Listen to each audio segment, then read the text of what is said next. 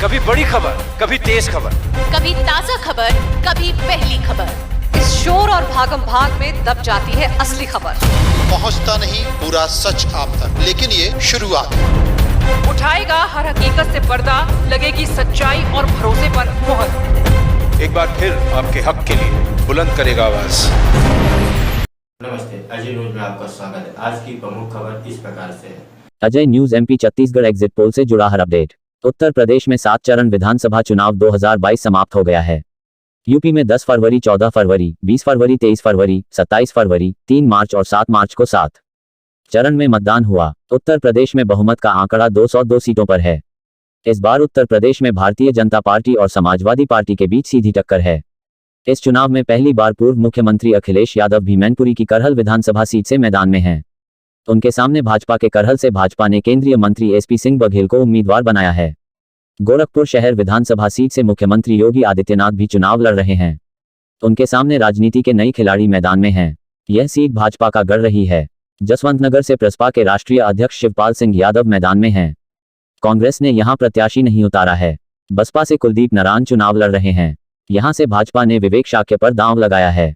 5 राज्यों में यूपी, पंजाब, उत्तराखंड, गोवा, मणिपुर संपन्न हुए चुनावों के नतीजे 10 मार्च को आएंगे। असल चुनाव नतीजों से पहले आज एग्जिट पोल के अनुमान आने शुरू हो गए हैं। अजय न्यूज एमपी छत्तीसगढ़ साथ एग्जिट पोल किया, जिससे चुनाव नतीजों को लेकर तस्वीर साफ हो रही है। उत्तर प्रदेश की 403 विधानसभा सीटों पर 7 चरणों में चुनाव हुए हैं, जबकि पंजाब 117 सीट को और 40 सीट, उत्तराखंड 70 सीट में एक चरण में वोट डाले गए थे। वहीं मणिपुर की 60 सीटों पर 2 फेज में चुनाव हुए। असल चुनाव नतीजे क्या रहते हैं, ये तो 10 मार्च की तारीख ही बताएगी।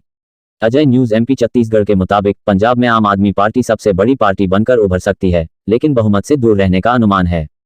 कुल सीट 117, कांग्रेस 22 से 28, अकाली दल 20 से 26, आप 51 से 61, बीजेपी 7 से 13, अन्य 1 से 5। अजय न्यूज एमपी छत्तीसगढ़ के एग्जिट पोल के मुताबिक उत्तराखंड में कांग्रेस बीजेपी के बीच सीधी लड़ाई है।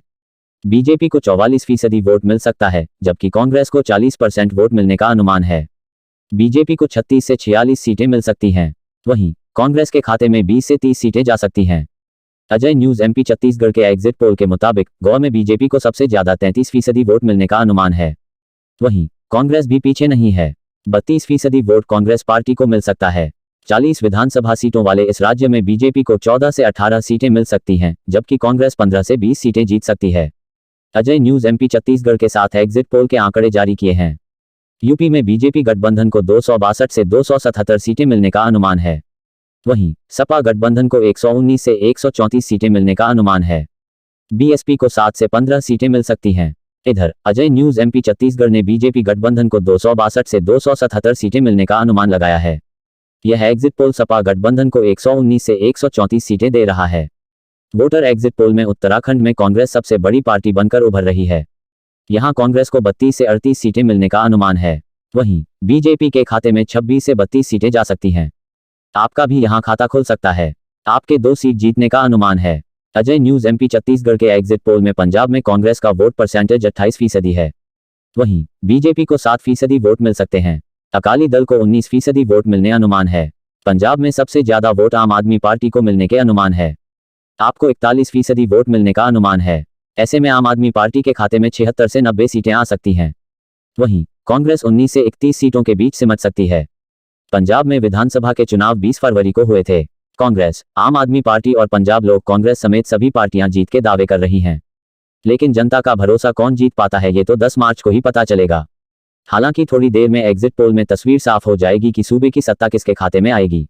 मणिपुर में 5 साल पहले बीजेपी ने 21 सीटें हासिल की थीं और एनपीपी और नगा पीपुल्स फ्रंट एनपीएफ सहित विभिन्न दलों के साथ गठबंधन सरकार बनाने के बाद पहली बार राज्य में सत्ता में आई थी।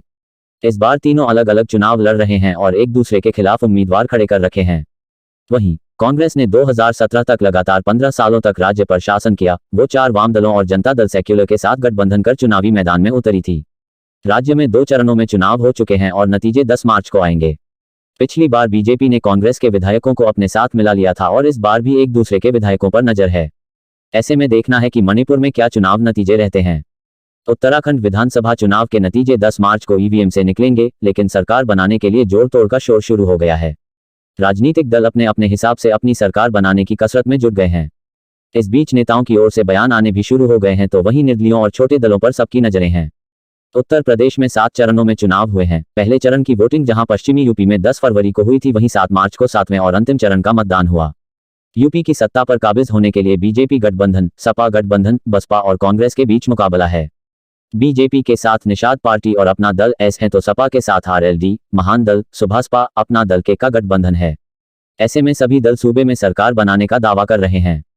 5 राज्यों यूपी, पंजाब, उत्तराखंड, गोवा, मणिपुर संपन्न हुए चुनावों के नतीजे 10 मार्च को आएंगे। थोड़ी देर में एग्जिट पोल का अनुमान सामने आने लगेगा। अजय न्यूज एमपी छत्तीसगढ़ के साथ मिलकर एग्जिट पोल पेश करेगा, जिससे नतीजों की तस्वीर जरूर साफ हो जाएगी। गोवा पर सभी की नजर लगी हुई है, क्योंकि यह राज्य जोड़तोड़ की सियासत के लिए जाना जाता है। 40 सीटों वाले गोवा में कांग्रेस और बीजेपी के बीच सीधा मुकाबला माना जा रहा है, लेकिन आप टीएमसी, एनसीपी, शिवसेना और एमजीपी ने जिस तरह से चुनाव लड़ा है, वैसे में गोवा के नतीजे चौंकाने वाले हो सकते हैं। पिछले विधानसभा चुनाव में कांग्रेस ने सबसे ज्यादा सीटें जीती थी, लेकिन तब भी सरकार बीजेपी ने बना ली थी।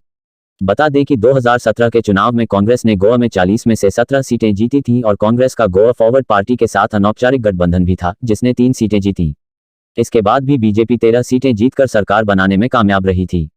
ऐसे में देखना है कि इस बार अगर किसी दल को बहुमत नहीं आता है, तो ऐसे में जोड़तोड़ की सियासत तेज हो सकती है, जिसके लिए राजनीतिक हलचल है।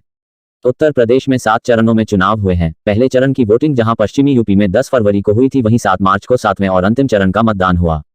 यूपी की सत्ता पर काबिज होने के लिए बीजेपी गठबंधन, सपा गठबंधन, बसपा और कांग्रेस के बीच मुकाबला है। बीजेपी के साथ निषाद पार्टी और अपना दल एस है, तो सपा के साथ आरएलडी, महान दल, सुभासपा, अपना दल के का गठबंधन है। ऐसे में सभी दल सूबे में सरकार बनाने का दावा कर रहे हैं। ताजा तरीन खबरों के लिए अजय न्यूज को देखते रहें।